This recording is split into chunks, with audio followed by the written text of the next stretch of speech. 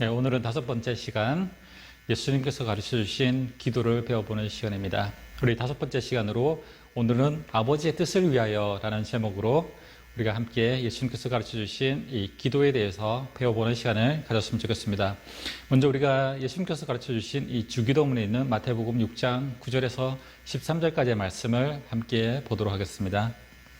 그러므로 너희는 이렇게 기도하라. 하늘에 계신 우리 아버지여, 이름이 거룩히 여김을 받으시오며 나라가 임하시오며 뜻이 하늘에서 이루어진 것 같이 땅에서도 이루어지이다. 오늘 우리에게 일용할 양식을 주시옵고 우리가 우리에게 죄 지은 자를 사하여 준 것 같이 우리 죄를 사하여 주시옵고 우리를 시험에 들게 하지 마시옵고 다만 악에서 구하시옵소서. 나라와 권세와 영광이 아버지께 영원히 있사옵나이다. 아멘. 네, 오늘은 예수님께서 가르쳐 주신 기도, 이 5번째 시간, 아버지의 뜻을 위하여라는 기도에 대해서 우리가 이 예수님께서 기도하신 주기도문으로 가르쳐 주신 이 아버지의 뜻을 위하여라는 기도의 제목이 과연 어떠한 의미인지, 오늘 뜻이 하늘에서 이루어진 것 같이 땅에서도 이루어지이다라는 이 구절을 통해서 아버지의 뜻이 과연 무엇인지, 우리가 하나님을 위해서 기도한 이 3가지, 아버지의 이름과 나라와 오늘 아버지를 위해서, 하나님을 위해서 기도하는 이 3번째 뜻을 위한 기도가 과연 무엇인지에 대해서 우리가 살펴보는 시간을 가졌으면 좋겠습니다. 이 아랍 사람들이 가장 자주 쓰는 말 중에 하나가 이런 말이 있습니다. 인사말인데 인샬라라는 말을 많이 씁니다. 인샬라라는 뜻은 이 신의 뜻이라면 이라는 뜻을 가지고 있습니다. 이 인샬라는 이제 영어로 보면은 if에 해당하는 in, 그리고 이 went에 해당하는 샤, 그리고 그들의 신을 부르는 이 알라, 그렇죠. 알라 신을 부르는 인샤 알라라는 이 3가지의 합성어가 인샬라라는 뜻입니다. 그래서 이 뜻은 만약 알라가 원한다면, 신의 뜻이라면 이라는 뜻을 가지고 있는 말이 바로 이 인샬라라는 뜻입니다. 그래서 아랍 사람들은 이 인사를 할 때 이 인샬라라는 인사를 많이 쓰곤 한다는 것이죠. 그래서 원래 뜻은 이 인샬라라는 뜻은 이 알라의 이 섭리와 존재를 믿고 인정한다라는 뜻을 가지고 있습니다. 그러나 이러한 원래 뜻이 이제 왜곡돼서 이제 자기들의 편한 대로 사용되어지고 있다는 것이죠. 그래서 이제 무슬림들은 이 미래의 일과 약속들이 이제 어떻게 진행되어질지 모를 때 이 불확실한 뉘앙스를 말할 때 바로 이 인샬라라는 말을 쓴다는 것이죠. 오직 알라만이 이 미래의 일들을 알고 있다라는 의미로 사용하고 있습니다. 만약 이 아랍인과 약속을 잡게 된다면은 이 사람들이 인샬라라고 하고 이 대답을 하면서 이제 헤어지는데, 이 말은 이제 신의 뜻이라면은 이 약속을 지키겠다는 이 긍정적인 표현도 있지만, 신의 뜻이라면은 우리가 약속을 지키지 못하겠다는 이 부정적인 의미도 있다는 것입니다. 이렇게 그들은 이제 인샬라라는 말을 이제 무책임하게 자기 편한 대로 이제 사용한다는 것이죠. 어차피 신이 다 알아서 이 자신들의 삶을 섭리하기 때문에 이 인샬라, 신의 뜻이라면 이런 이 불확실한 뉘앙스를 풍겨서 신의 뜻이라면 우리가 다시 만날 수도 있고, 신의 뜻이라면 다시 만나지 않을 수도 있다라고 이제 신에게 이 모든 책임을 전가하는 그런 의미로 사용되어지기도 합니다. 바로 이제 운명론적으로 바로 이제 모든 책임을 신에게 돌린다는 것이죠. 그래서 이제 그들이 이제 아랍인들이 이제 인샬라라고 헤어질 때 이 여기에는 이제 예스 뜻과 이 노의 뜻이 함께 포함되어져 있다는 것이죠. 그런데 이 외국인들은 이제 그 10년을 살아도 이 인샬라라고 대답할 때 이것이 예스인지 노인지 이 분간을 못하는 그런 일들이 있다는 것이죠. 우리나라 사람들도 이제 자주 쓰는 말이 있습니다. 이 아랍 사람들이 썼던 이 인샬라라는 말과 비슷한 말로 우리나라 사람들이 자주 쓰는데 외국인들은 그것을 이해하지 못하는 그런 단어들이 있죠. 가장 많이 쓰는 말이 뭡니까? 바로 밥 한번 먹자라는 말을 자주 쓰죠. 헤어질 때 언제 우리 밥 한번 먹자라고 하는데, 이것은 진짜 밥을 먹는 것이 아니라 다시 만날 수 있으면은 밥을 먹자라는 뜻입니다. 그런데 외국인들은 밥 한번 먹자라고 말하면은 진짜 약속을 잡는 줄로 알고 있다는 것이죠. 이것이 약속인지 아니면은 그냥 인사치레인지 외국인들은 잘 분간을 하지 못한다는 것이죠. 바로 이 아랍인들의 인샬라라는 뜻도 마찬가지라는 것이죠. 예전에 이 지나간 유머 중에 이런 유머가 있었습니다. 한 신부님이 이 수녀님들과 함께 차를 타고 가고 있는데 이 차를 타다 보니까 이 신부님이 한쪽에는 아주 젊고 예쁜 수녀님이 타고 있었고 한쪽에는 이 늙으신 할머니 수녀님이 타고 있었습니다. 이 길도 좋지 않고 이 꼬불꼬불한 길을 가다 보니까 이 좌우로 이제 차가 흔들리는 것입니다. 가운데 앉아서 잡을 곳도 마땅치 않았던 이 신부님은 차가 흔들릴 때마다 이 몸이 쏠리기 시작했다는 것이죠. 그래서 수녀님에게 이 몸이 닿을 수밖에 없었습니다. 어쩌다가 이 할머니 수녀님에게 이 몸이 닿게 되면은 이 신부님이 이렇게 기도합니다. 주여 시험에 들게 하지 마옵소서. 그러다가 이번에는 젊고 예쁜 수녀님에게 몸이 닿아지면은 이렇게 기도합니다. 아버지여 주님의 뜻대로 하시옵소서. 네, 이 이야기는 그냥 웃자고 하는 이야기지만 이 이야기 속에는 뼈가 담겨져 있다는 것이죠. 우리의 모습과도 같다는 것입니다. 우리는 자기에게 유리하고 좋아 보이는 것은 하나님께 하나님의 뜻이라고 말하고, 그렇죠. 불리하고 싫어하는 것은 무조건 이것은 하나님의 뜻이 아니라고 말하는, 좋은 것은 하나님의 뜻이고 이 감당하기 어렵고 힘든 것은 하나님의 뜻이 아니라고 돌려버리는 그런 것들이 있다는 것이죠. 내 편한 대로 신앙생활을 하는 모습들이 우리에게 있다는 것입니다. 많은 그리스도인들이 바로 이 아버지의 뜻을 위해서 기도하는 기도를 많이 하긴 하지만, 이 주기도문을 통해서 우리가 외우기는 하지만 이 모든 많은 그리스도인들 가운데서는 그렇게 생각합니다. 기도할 때 내 뜻이 아버지의 뜻과 같기를 원한다는 것이죠. 아버지 하나님의 뜻은 상관없고 그냥 내 뜻이 하나님의 뜻이기를 바라면서 기도할 때가 많이 있다는 것입니다. 하나님을 믿는 사람에게 가장 큰 고민이 그것이죠. 과연 하나님의 뜻이 무엇인가 라는 물음입니다. 우리는 살아가면서 매 순간 이 선택을 하면서 살아갑니다. 그런데 어떤 선택을 하는 것이 하나님의 뜻인 것인가? 어떻게 하는 것이 하나님의 뜻으로 살아가는 것인가? 라는 이 명확한 이 해답이 없을 때가 많이 있다는 것입니다. 물론 이 선과 악, 이 의와 불의 사이에서는 분명하게 무엇을 선택해야 될지 알고 있습니다. 그러나 이 지금 만나고 있는 사람들이 과연 하나님께서 만나게 해주신 사람들인가? 이 청년들이 봤을 때, 이 사귈 때 과연 지금 내가 만나고 있는 이 사람이 과연 하나님께서 짝지어 주신 사람인가 아닌가라는 이 물음, 그리고 지금 이 입학한 학교가 하나님께서 가라고 하신 학교인가, 내가 지금 다니고 있는 직장이 하나님께서 원하시는 직장인가, 어떤 사람이 나에게 뜻하지 않은 제안을 했는데 과연 그것이 하나님의 뜻인가, 이런 모든 우리가 살아가고 있는 이 삶의 문제들, 물음에 대해서 과연 이것이 하나님의 뜻인지 아닌지 확실하지 않을 때가 많이 있다는 것입니다. 이렇게 추상적인 개념을 현실 속에서 적용하고 하나님의 뜻을 이루어가는 데는 우리들이 고민이 많이 있게 되어집니다. 아버지의 뜻이라고 하는 것은 매우 이 추상적인 개념일 수 있습니다. 이 추상적인 개념을 현실 속에서 이 현실로 옮기는 것은 쉬운 일이 아니라는 것이죠.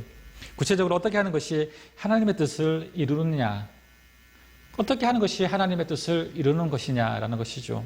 또 하나의 고민은 하나님의 뜻은 우리의 뜻과 다를 수 있다는 것을 우리는 먼저 전제해야 한다는 것이죠.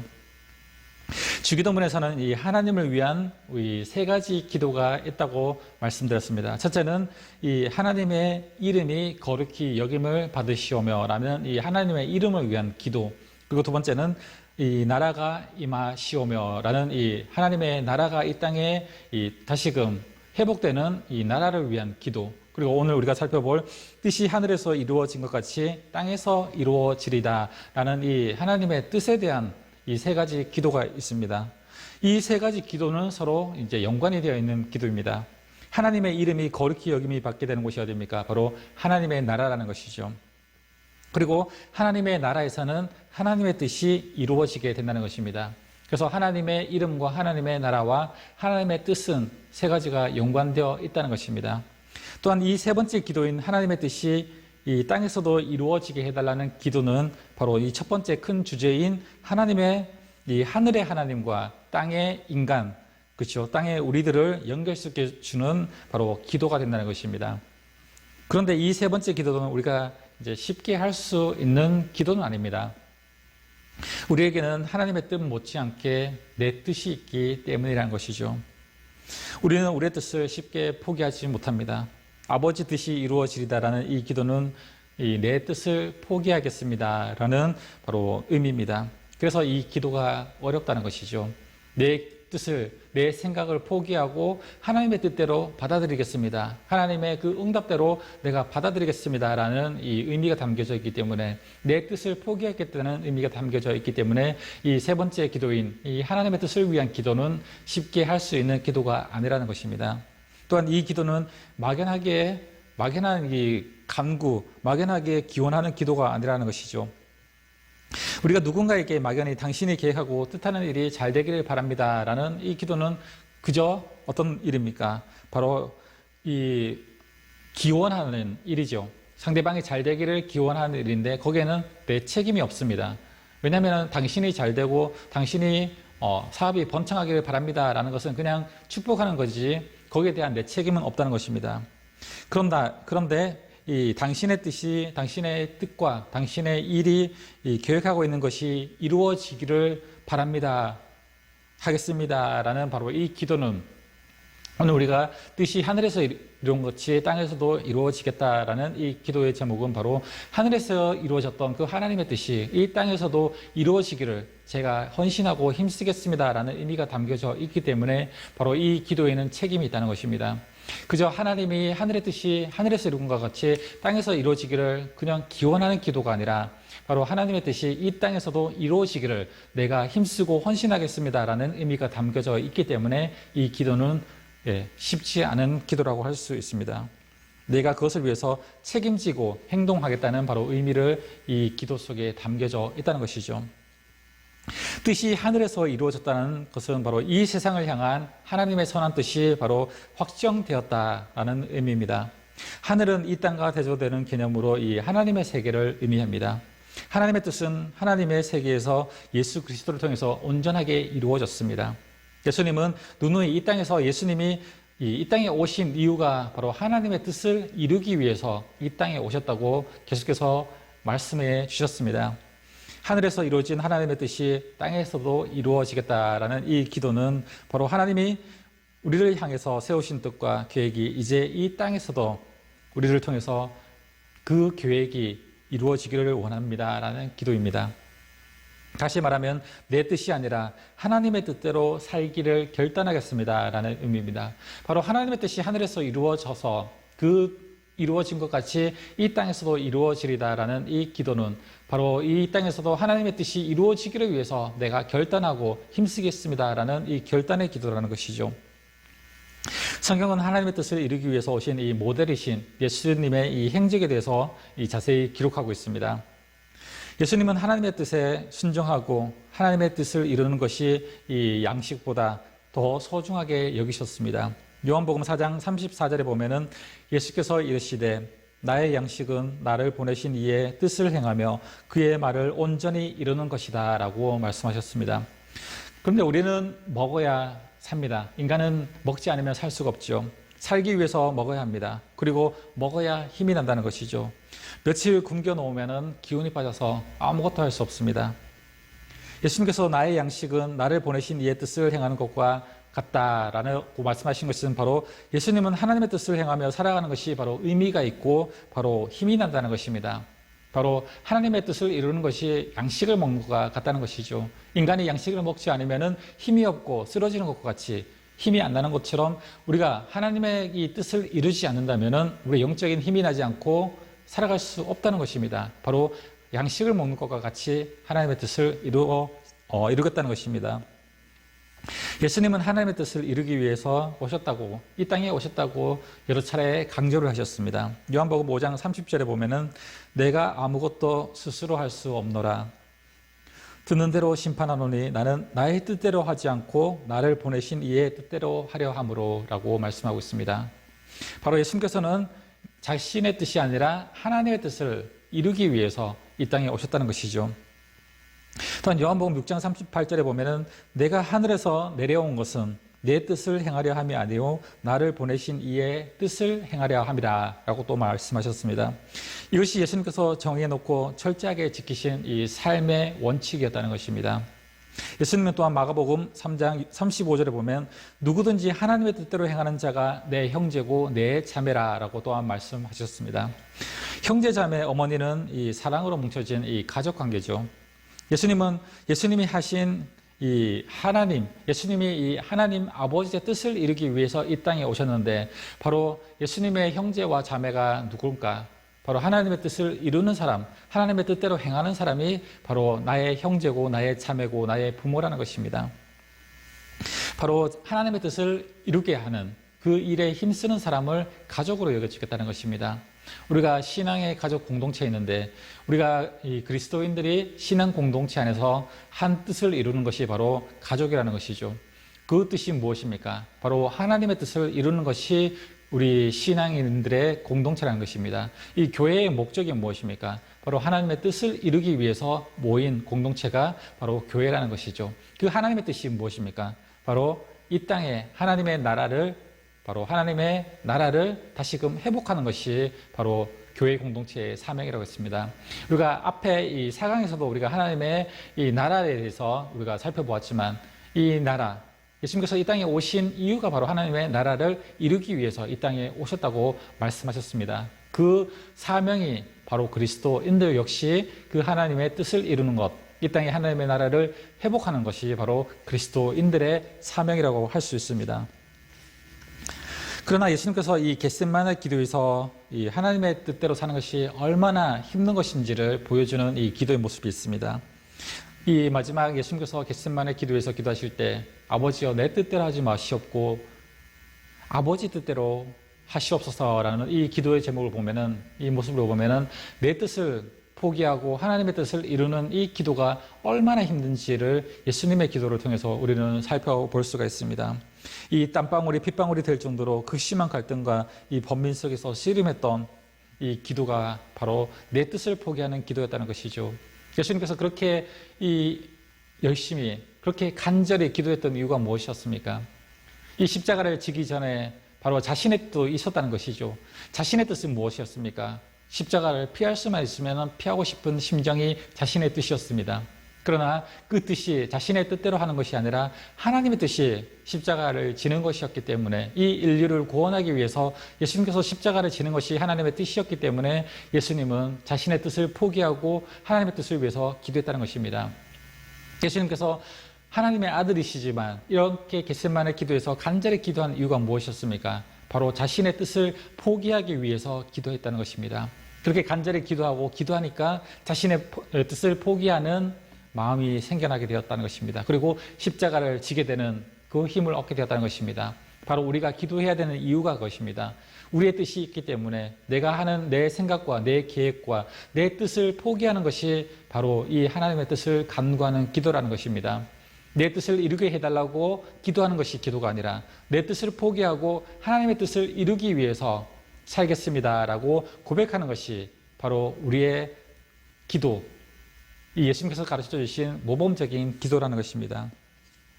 육신을 가진 연약한 인간에게는 아무리 위대한 하나님의 뜻을 알긴 알아도 죽음에 대한 이 본능적인 공포심과 고통에 대한 이 본능적인 거부 반응을 일으킬 수 있습니다. 이것을 극복하는 것은 쉬운 일이 아니라는 것입니다.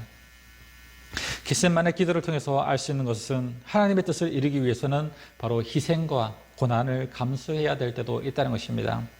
우리가 정말 하나님의 뜻을 구한다면 하나님은 우리에게 손해보는 것을 구하실 때도 있다는 것입니다. 내 유익을 포기하는 것이 하나님의 뜻일 수 있다는 것이죠.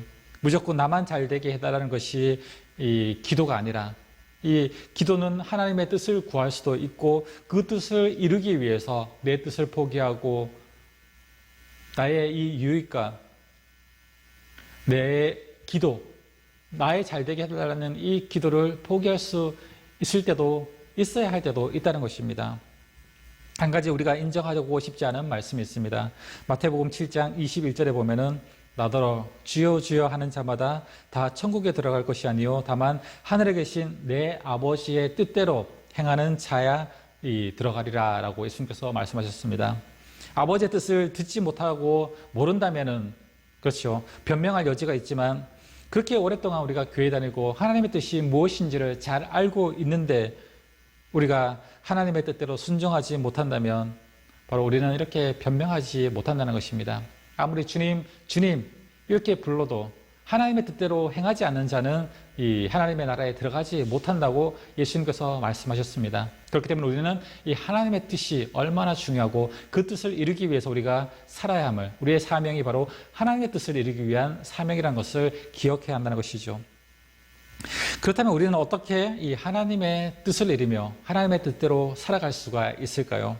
그 첫 번째로 하나님의 뜻을 이루는 삶을 살기 위해서는 먼저 우리의 본성이 바뀌어야 합니다. 이 술이나 담배를 좋아하고 술이나 담배를 사랑하는 사람들이 이 술이나 담배를 끊는 것을 보면은 여간 힘든 일이 아니라는 것이죠. 그러나 아주 쉽게 끊을 수 있는 방법이 있습니다.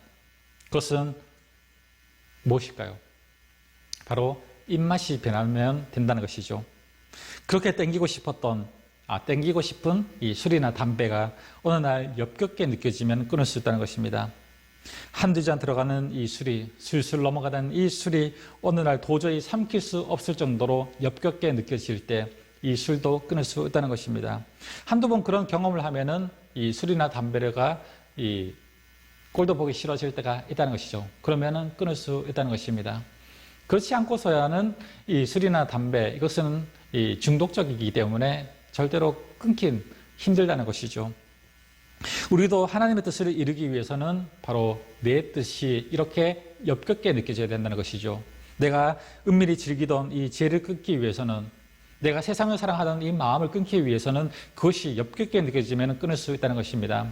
내가 하나님께 죄를 짓고 이 세상을 사랑하는 마음, 세상으로 가려고 하는 마음들, 지금은 너무나 이 세상이 좋기 때문에 그것을 달콤하게 이 술과 담배처럼 중독적이기 때문에 그것을 계속해서 따라가겠지만 그것이 이 술, 담배처럼 어느 날 역겹게 느껴지면 그것을 끊고 하나님의 뜻대로 살 수 있게 되어진다는 것입니다. 사도 바울은 이제 에베소서 4장 22절에서 24절까지 말씀을 보면 이렇게 말씀하고 있습니다. 너희는 유혹의 욕심에 따라 썩어가는 이 구습을 따르는 옛사람을 벗어버리고 오직 너희의 심령이 새롭게 되어 하나님을 따라 의와 진리의 거룩함으로 지으심을 받은 새 사람을 입으라 라고 말씀하셨습니다. 이 새 사람이 무엇입니까? 바로 성령으로 거듭된, 성령으로 거듭난 새 사람이라고 할 수 있다는 것이죠. 우리가 하나님의 뜻을 이루기 위해서는 예전의 나의 모습을 버리고 이 새 사람을 입어야 한다는 것입니다. 내가 가졌던 예전의 세상적인 생각, 내 뜻, 내가 원하는 이 뜻, 내가 살기를 원하는, 내가 살고 싶은 뜻, 세상적인 뜻을 버리고 새 사람, 성령님께서 오셔서 새롭게 변화되어져야만 이 하나님의 뜻을 이룰 수 있다는 것입니다.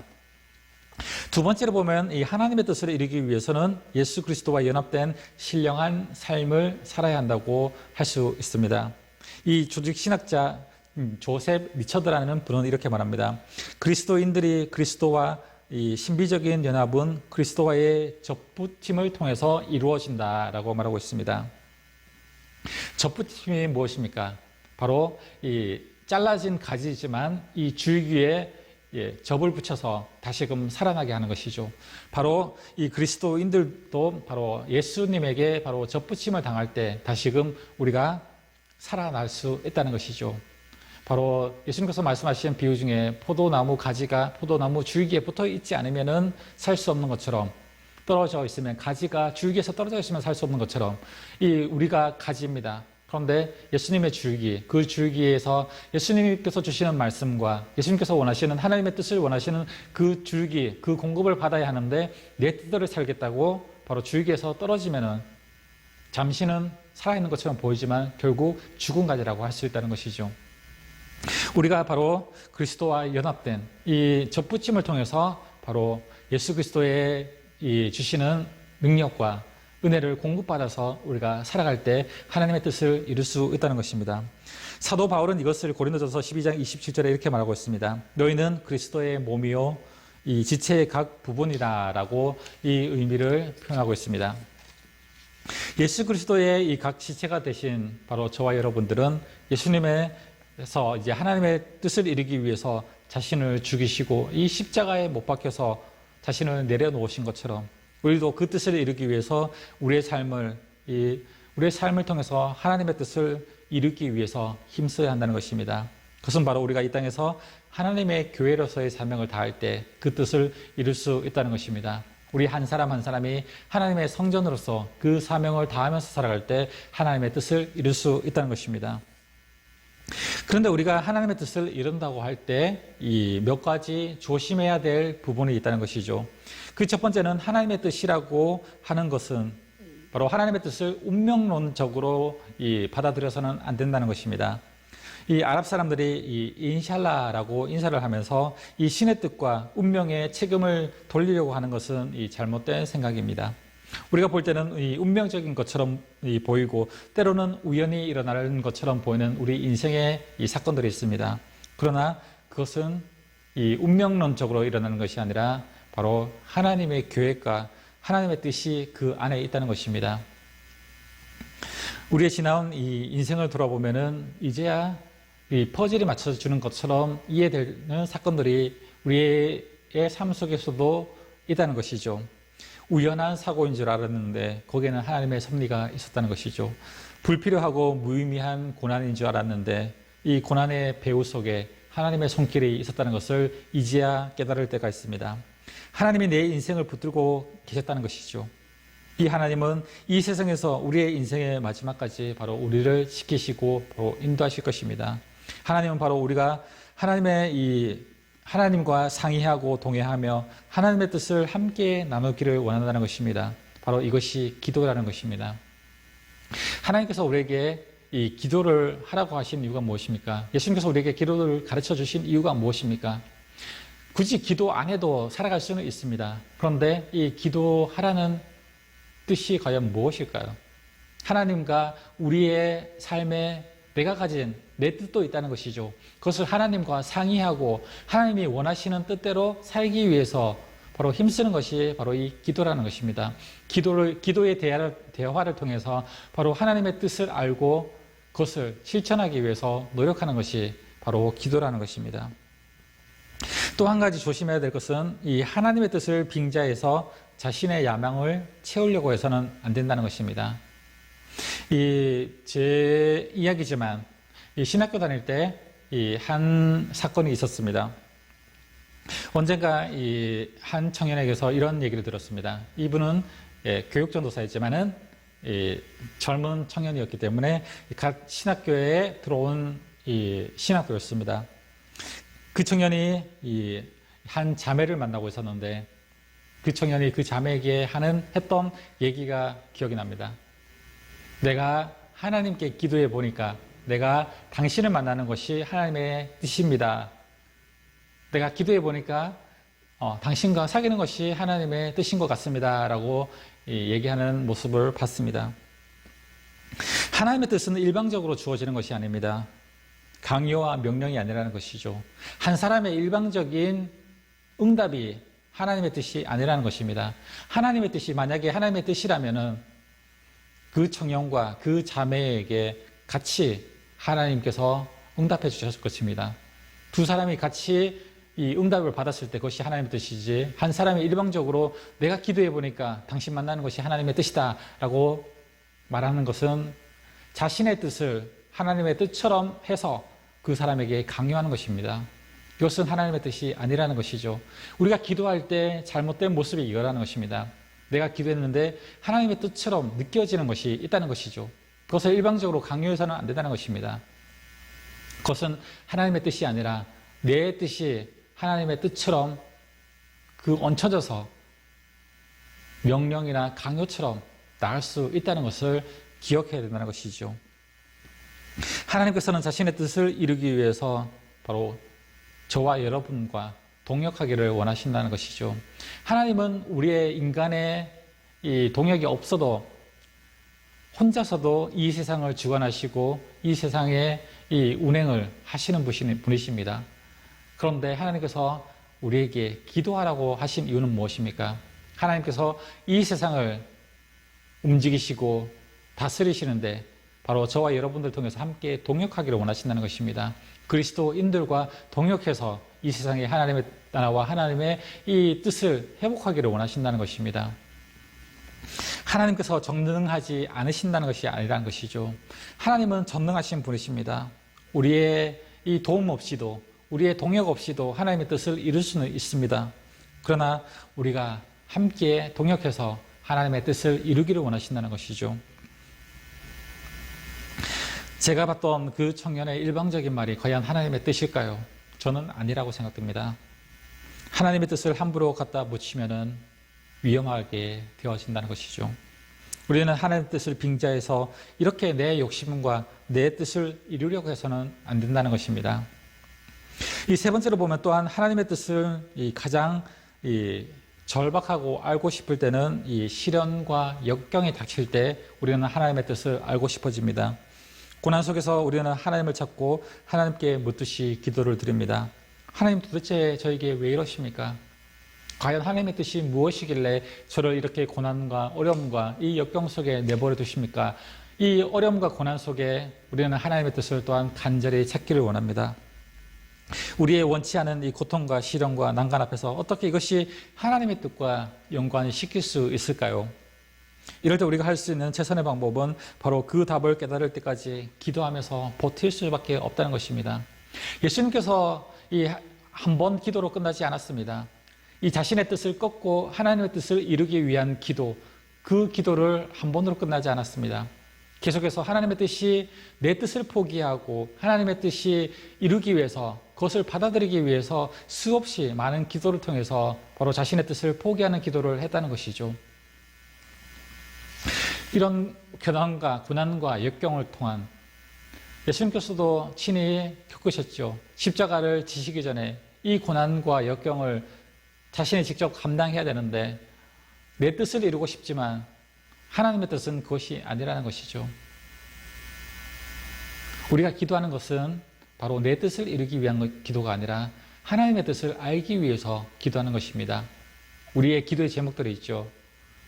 어떤 기도의 제목들이 있습니까? 어떤 성공하고 잘되고 좋은 직장, 좋은 학교, 그리고 복받는 이런 기도들, 물론 그것도 필요하지만은 그것이 내 뜻이 가능성이 많죠. 그렇기 때문에 이 기도는 내 뜻을 하나님께서 이루어 달라는 기도죠. 하나님의 뜻을 내가 실천하겠습니다라는 기도가 아니라는 것입니다. 그렇죠.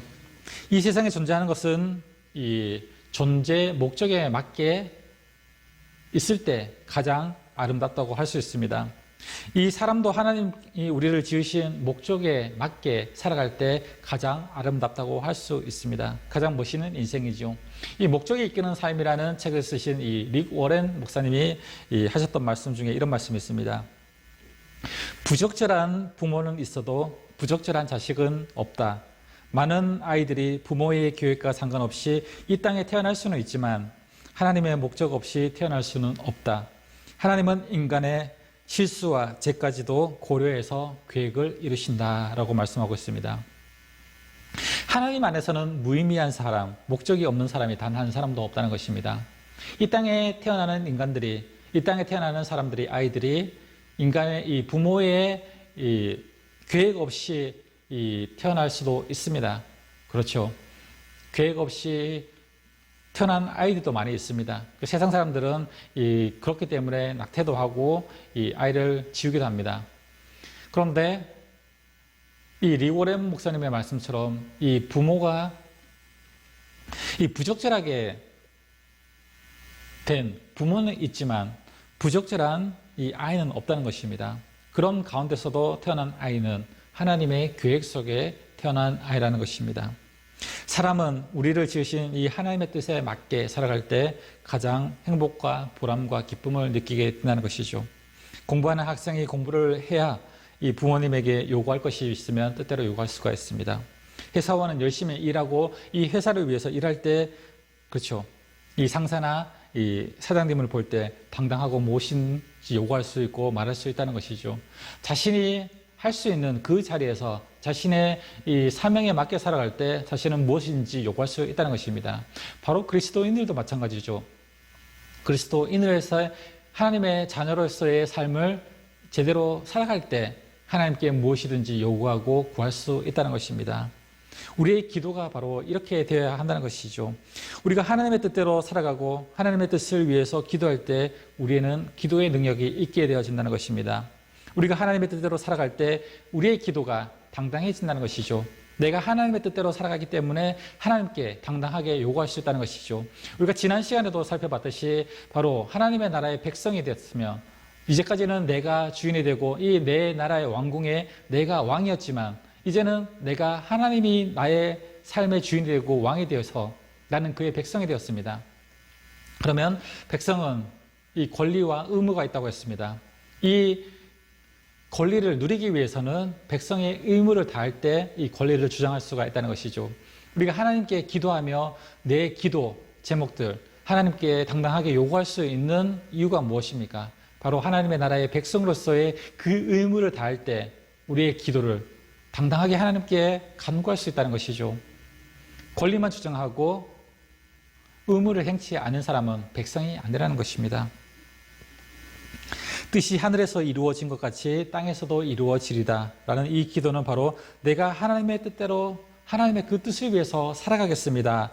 그 뜻대로 살아갈 테니까 이어서 나오는 이제 주기도문에 이 네 가지의 간구, 하나님을 위한 세 가지 간구, 하나님의 이름과 하나님의 나라와 하나님의 뜻을 위해서 하나님 이제 내가 그렇게 살겠습니다. 이 말씀대로 살겠습니다. 라고 이 기도를 한 다음에 예수님께서 이 세 가지 먼저 기도를 하고 네 가지 인간을 위해서 기도한 이 기도가 이어지는 이유가 무엇이었습니까? 바로 이 세 가지 간구, 하나님의 이름과 나라와 뜻을 위해서 제가 그렇게 살겠습니다. 이제 이어서 나눈 네 가지 간구, 이제 하나님께서 들어주십시오. 라는 바로 이제 이 권리를 주장하는 것입니다.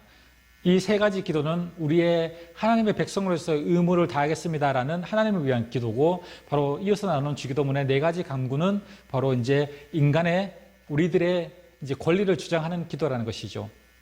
그렇기 때문에 이 앞에서 나오는 우리 기도의 내용과 연관시켜 보면은 이제 하나님의 나라의 백성으로서의 이 권리와 의무가 있죠. 그렇기 때문에 우리는 이 세 가지 권리를, 이 세 가지 의무를 먼저 다한 다음에 이 네 가지의 권리를 주장하게 되는 것입니다. 그럴 때 이 주기도문의 이 모든 기도는 확실하게 응답받게 되는 기도가 되어진다는 것이죠. 로마서 8장 28절에서 보면은 우리가 알거니와 하나님을 사랑하는 자 곧 그 뜻대로 부르심을 입은 자들에게는 모든 것이 합력해서 선을 이룬다라고 말씀하고 있습니다. 하나님의 뜻대로 부르심을 입은 자들에게는 모든 것이 합력해서 선을 이룬다고 말씀합니다. 우리의 실수와 죄까지 하나님의 완전하신 이 계획 속에서 선으로 바꾸어 주신다는 것이죠. 이것이 하나님의 뜻을 이루기 위해서 기도하는 사람, 바로 이 기도하는 하나님의 뜻을 이루기 위해서 기도하는 사람들의 누리는 특권이라는 것입니다. 바로 그 축복이라는 것이죠. 바로 하나님을 사랑하는 자는 바로 하나님이 우리가 생각하고 우리가 계획하는 이것을 하나님은 선으로 바꾸셔서 하나님께서 합력해서 선으로 바꾸어 주신다고 말씀하고 있습니다. 바로 우리가 잘 알고 있는 이 종교 개혁자 마틴 루터에게는 이 프레드릭 니코디우스라는 이 동역자가 있었습니다. 그런데 이 개혁을 위해서 한참 힘을 내야 할 나이에 이 루터의 친구 이 프레드릭은 깊은 병에 걸려서 도저히 살아날 수 없는 이 병에 걸렸습니다. 그는 루터에게 이제 고별 편지를 보냅니다. 이 편지를 받은 루터는 즉시 답장을 써서 이렇게 보냅니다. 나는 자네가 더 살아날 것을 하나님의 이름으로 명령하네. 교회를 개척하는데 자네의 도움이 절실하기 때문이기 때문이네. 주님은 자네가 죽었다는 소식을 내게 듣게 내버려 두지 아니할 것일세. 자네가 살아나야 한다는 것은 내 뜻이네. 그러나 내가 하나님의 이름을 영화롭게 하기 위해 일하고 있기 때문에 나의 기도를 들으시는 하나님이 반드시 나의 뜻을 이루어 주시리라고 확신하네. 라고 바로 이 편지를 이 동역자 프레드릭 니코디우스에게 전합니다. 이 얼마나 당당한 기도입니까? 이 편지가 도착했을 때 이 프레드릭 니코디우스는 이 빈사 상태였습니다. 거의 다 죽어가는 상태였다는 것이죠. 즉 우리가 말하면은 이 혼수 상태까지 간 이 상태가 바로 이제 루터의 동역자, 그 상태에 바로 이제 루터는 이 친구에게 편지를 썼습니다. 그러나 병상에 걸렸던 병상에 같이 있던 이 사람이 이 루터의 편지를 이 동역자에게 읽어주었습니다. 그런데 이 놀랍게도 그때부터 이 프레드릭 니코누스는 병이 낫기 시작했습니다. 그리고 다시 살아나서 일어났다는 것이죠. 그리고 루터와 함께 6년이나 더 생명을 연장하고 함께 동역을 하고 바로 그 뒤에 이 생을 마감했다는 것입니다. 그렇죠. 이 친구를 살리는 것은 바로 이제 루터의 뜻이었습니다. 그러나 이 친구를 살려서 같이 동역하고 같이 하나님의 나라를 세우는 것은 바로 하나님의 뜻입니다. 바로 하나님의 뜻과 내 뜻이 맞아질 때 기도의 능력이 일어나고 응답이 일어나는 것입니다. 내 뜻대로 기도할 때는 응답이 일어나지 않다는 것이죠. 하나님의 뜻과 내 뜻이 일치할 때 바로 하나님의 기도의 응답, 하나님의 이 능력의 기도가 바로 이루어진다는 것이죠. 우리도 이와 같이 하나님의 뜻을 위해서 기도하고 하나님의 뜻을 이루기 위해서 살아간다면 이 루터와 같은 배짱 있는 기도를 우리도 할 수 있다는 것이죠. 그리고 하나님께서는 그 기도를 이루어 주신다는 것입니다. 예수님께서 오늘 이 하나님의 뜻이 하늘에서 이룬 것 같이 이 땅에서 이루어지게 해달라는 이 기도, 이 하나님을 위한 마지막 이 세 번째 간구의 기도가 바로 이것이라는 것이죠. 저와 여러분들이 기도하는 기도, 이제까지 우리의 기도는 얼마나 잘못되었습니까? 내 뜻을 이루기 위해서, 내가 원하는 뜻을 이루기 위해서 기도하고 있지는 않았습니까? 그것이 하나님의 뜻과 맞는 기도였는지 다시 한번 생각해 봐야 된다는 것이죠. 우리의 기도가 하나님의 뜻을 이루기 위한 그것을 위해서 기도한다면, 그것이 맞아진다면 우리의 기도도 바로 응답되어질 것입니다. 우리가 축복을 위한 기도, 그렇죠. 물질을 위한 기도도 우리는 할 필요가 있다는 것입니다. 그런데 그 물질을 위해서, 내 자신만을 위해서, 내 배를 채우기 위한 물질을 간구한다면, 내 뜻을 위해서만 기도한다면 그 기도는 응답되어지지 않을 가능성이 많습니다. 그러나 내 이 물질과 축복과 재능과 아니면 건강과 이런 내 뜻이지만 이것을 하나님의 뜻과 연관시켜서 내가 물질을 가짐으로써 그 물질을 하나님을 위해서 사용하고, 내가 건강해져서 그것을 하나님을 위해서 사용하고, 내가 재능이 있으면 그것을 하나님을 위해서 사용하는 이 하나님의 뜻과 맞아질 때 그 기도는 응답되어지고 이루어진다는 것입니다.